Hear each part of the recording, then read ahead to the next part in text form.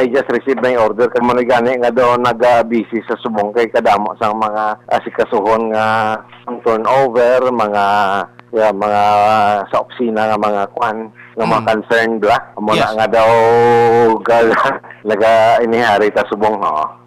So bali subong sir at present gani o kon before sing imo panibag-ong obligasyon din ka gani assign sir? Well, ari ko di sa National Headquarters sa Kamporami. I am the chief ako sa Philippine Bomb Data Center.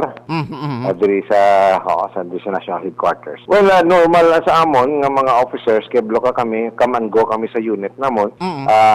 Baskin sa diin kami nga i-assign kay we are subject sa mga reassignment kag kung ano man nga mga position nga i-hold namon. Then well, that is normal nga feeling ka nga ma-assign ka sa iba naman nga lugar. Ay in fact hindi naman gid ko sila nga daw manibag ko kay nagdugan sila sa Negros. Yes sir, yes sir.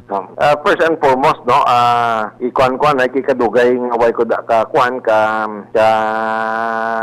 na-assign sa Negros. Siguro mga kuan siguro sa mga mga other information sa mga officers nga arada to i-update ako para at least ma-formulate namon ano mga priorities namon nga pag himuon kag mabululigan namon tanan. Ang mensahe ko lang is that nga kadamo sa mga dapat ang aton nga mga pulis kag pumuluyo magbinuligay kaya sa nasiling ko na ang aton pinaka-concern gid ang aton nga peace and order sa aton kay ang peace and order naton o kung ang peace and security, it is not only the concern of the PNP or any other uniform unit, but it is also the concern of everyone. So, I think binuligay ang pumuluyo kagaton nga pulisan, hindi na imposible nga ma-achieve nato ang katawhayan. Yes. Basta may ara lang ta nga pag-insindihanay.